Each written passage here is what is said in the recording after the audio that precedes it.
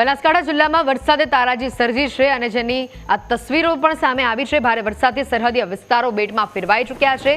ભયંકર ત્યાં પરિસ્થિતિ ખરાબ બની છે, જેમાં વિધાનસભા અધ્યક્ષ બનાસકાંઠા જવા માટે રવાના થયા।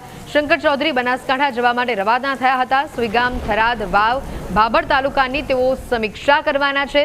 આ સાથે જ અસરગ્રસ્ત વિસ્તારોની શંકર ચૌધરી સમીક્ષા કરશે, મુલાકાત કરશે તેવી પણ માહિતી સામે આવી રહી છે।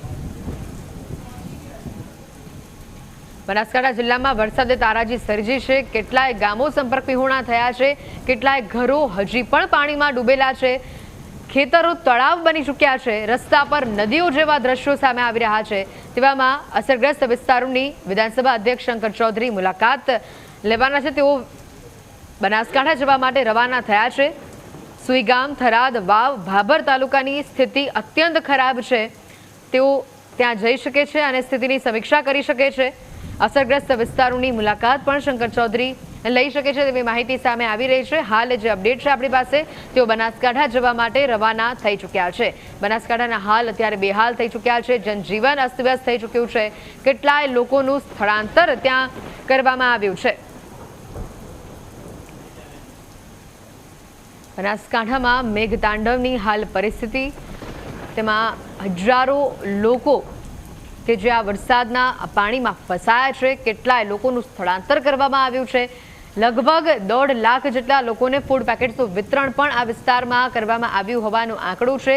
લોકો અહીંયા ભારે હાલાકી વચ્ચે જીવી રહ્યા છે અને પરિસ્થિતિ જે અત્યારે અત્યંત દયનીય બની છે। તેવામાં વિધાનસભા અધ્યક્ષ શંકર ચૌધરી બનાસકાંઠા જવા માટે રવાના થયા છે। તેઓ બનાસકાંઠા પહોંચશે। સુઈગામ, થરાદ, વાવ, ભાભર તાલુકાની તેઓ સમીક્ષા કરશે। આપણી સાથે વિધાનસભા અધ્યક્ષ શંકર ચૌધરી ફોન લાઈન ઉપર જોડાયા છે। સર, આપનું સ્વાગત। બનાસકાંઠાના હાલ અત્યારે બેહાલ થઈ ચૂક્યા છે, જનજીવન અસ્તવ્યસ્ત થઈ ચૂક્યું છે। આપ બનાસકાંઠા જવાના છો, ત્યાંના અસરગ્રસ્ત વિસ્તારોની મુલાકાત લેવાના છો, સમીક્ષા કરવાના છો। હાલ ત્યાં કેવી પરિસ્થિતિ છે, કેવી મદદ સરકાર તરફથી ત્યાંના લોકોને કરવામાં આવશે? સરકાર તરીકે સરકાર તો એની પૂરી તૈયારી સાથે જેટલી થઈ શકે બધી મહેનત માટેની પ્લાનિંગ કર્યું છે અને કામમાં પણ લાગી ગયા છે સવારથી।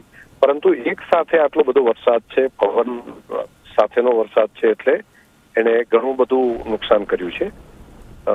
લાઇટના થાંભલા પડી ગયા હોય, બધા રોડ તૂટી ગયા છે પાણીના કારણે, પાણી બધા ભરાઈ ગયેલા છે ખેતરોમાં, તો ગામોની અંદર પાણી ભરાયા છે। તો એક સાથે મલ્ટિપલ કામ કરવું પડશે। વાઇડ લાઇટની કનેક્ટિવિટી, મોબાઈલની કનેક્ટિવિટી ચાલુ થાય એ પણ સાથે કરવું પડશે અને રોડ રસ્તાથી પણ બધાના ગામને જોડાય જે તૂટી ગયા છે।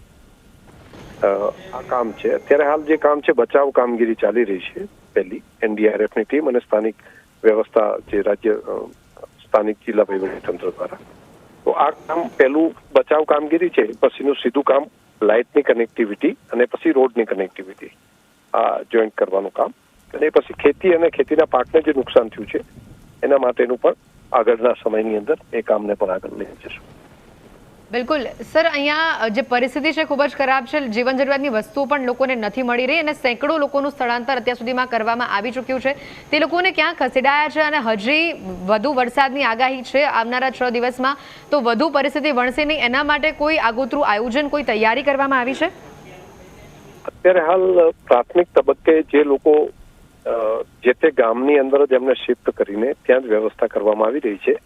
પરંતુ આ વિસ્તાર એક સાથે 15-17 ઇંચ વરસાદ સહન કરી શકે એવો વિસ્તાર નથી, કેમ કે જમીન નિતારવાળી જમીન નથી, સામે રણપમાં પણ પાણી ભરેલું છે અને પાછું પૂનમના કારણે જે ટાઈડ છે એના કારણે હવા અને બંનેના કારણે બેગ પણ આવી રહ્યું છે, એટલે પાણીનો નિકાલ કરવો એ સૌથી મોટો પેલો પ્રશ્ન છે।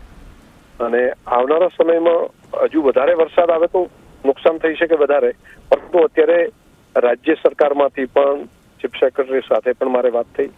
માનનીય મુખ્યમંત્રીશ્રીએ પણ આજે મને વિધાનસભા મળ્યા ત્યારે કહ્યું કે આખી વહીવટીતંત્રને બધાને અમે સૂચના આપી છે, તો ટીમો બધી તાલુકા કક્ષાએ પહોંચીને આ લોંગ ટર્મ 1-2 દિવસમાં પતે એવું કામ નથી, અઠવાડિયે 10 દિવસ સુધી સતત કામ કરશે ત્યારે આમાંથી બેઠા થવાશે।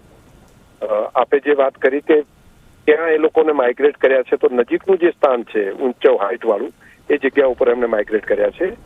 ફૂડ પેકેટ અને બાકીની વ્યવસ્થાઓ બની રહી છે, એ પણ જ્યાં રોડની કનેક્ટિવિટી થાય છે ત્યાં વ્યવસ્થા કરી રહ્યા છીએ. બાકી સ્થાનિક કક્ષાએથી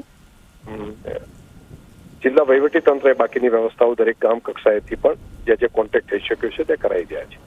બિલકુલ સર, આભાર આપનો ન્યૂઝ કેપિટલ સાથે જોડાવા બદલ. તો વિધાનસભા અધ્યક્ષ શંકર ચૌધરી આપણી સાથે ફોન લાઈન પર જોડાયા હતા અને તેઓ પણ બનાસકાંઠા જવા માટે રવાના થઈ ચૂક્યા છે.